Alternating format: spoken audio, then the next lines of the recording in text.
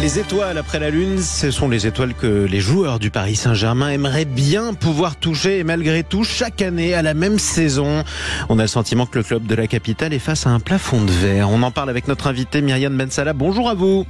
Merci pour et bienvenue sur Sud Radio. Vous êtes journaliste et fondatrice du média Sport and People News. Pardonnez-moi.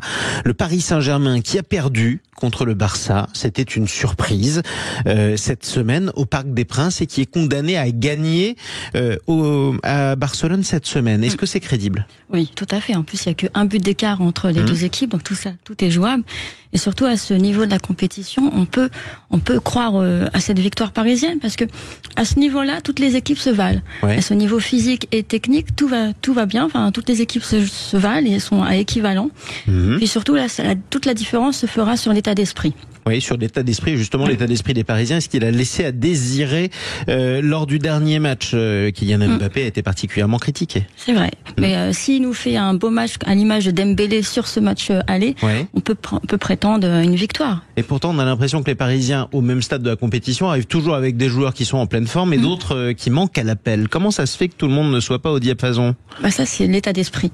Qui se transmet par l'entraîneur. On peut l'avoir, comme on peut le voir avec Monsieur Didier Deschamps avec l'équipe de France, qui est un catalyseur d'énergie qui nous permet d'aller chercher la gagne, comme on dit. Mais c'est vrai que ça s'apprend aussi très jeune en formation. Donc ça, c'est quelque chose, c'est peut-être le mal français, où on voit bien que nos deux équipes aussi en compétition européenne, Marseille et Lille, ont aussi raté leur match cette semaine. Et c'est vrai que ça, c'est un mal français. Et il faut le résoudre. Il faut le résoudre, sauf que tous les ans, comme je vous le disais, on se dit la même chose. Les clubs français sont souvent très bons, mais en Coupe d'Europe, ils tombent toujours sur plus fort qu'eux, même quand ils se voyaient favoris. On voyait le PSG favori contre le Barça. C'est vrai, mais après, c'est la faute à pas de chance. Puis il y a un concours de circonstances. Et il faut aussi un bon Mbappé. Il n'a pas été à la hauteur du match ce mercredi soir. Comment on l'explique ? Il y a peut-être une pression aussi, le fait qu'il a annoncé très tôt dans la saison qu'il quittait le Paris Saint-Germain.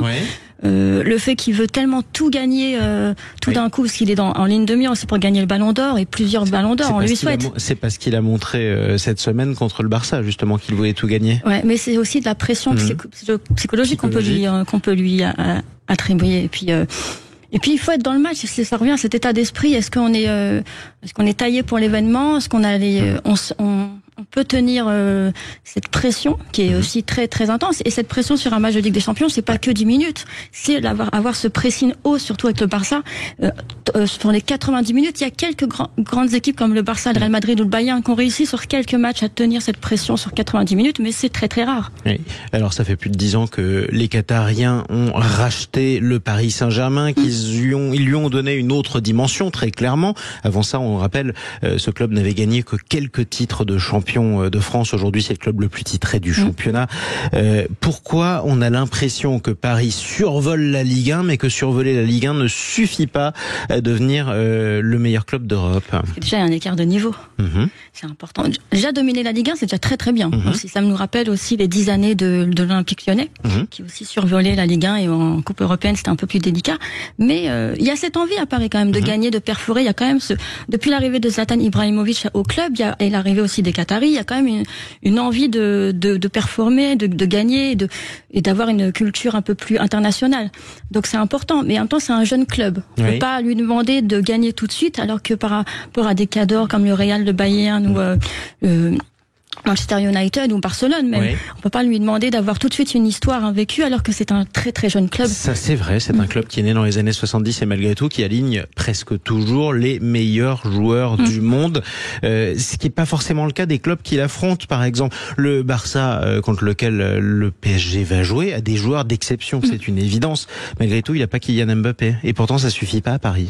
C'est vrai. Après, c'est peut-être la faute à pas de chance, c'est un concours de circonstances. Et puis, il y a aussi, faut pas oublier que ce sont des matchs à enjeux tellement cruciaux qu'il faut être bon à ce jour-là, à ce moment-là, à ce moment-là.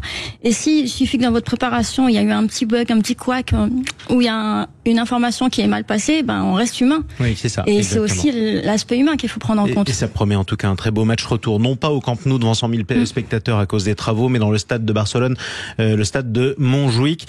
Ce sera mardi prochain, 21h. FC Barcelone, Paris Saint-Germain. On verra si les Parisiens infligent une remontada aux Catalans. Ce serait une belle revanche après tout, après l'humiliation d'il y a quelques années. Merci beaucoup en tout cas d'être intervenu sur Sud Radio, Myriam Ben Salah. Je rappelle que vous êtes journaliste et fondatrice du média Sports and People News. Je vais y arriver quand même. Je voudrais, si c'est possible, juste terminer de dire un bravo aux supporters des collectifs Ultra Paris pour leur magnifique tifo. Parce que ce qui est important aussi sur un tel match, c'est aussi le 12e homme. C'est important de leur dire. On le rappelle, effectivement, les supporters parisiens avaient montré une image de Maître Yoda, personnage emblématique de la série Star Wars, lors de ce match. On verra ce qu'ils feront d'ailleurs dans le parcage des visiteurs à Barcelone mardi prochain.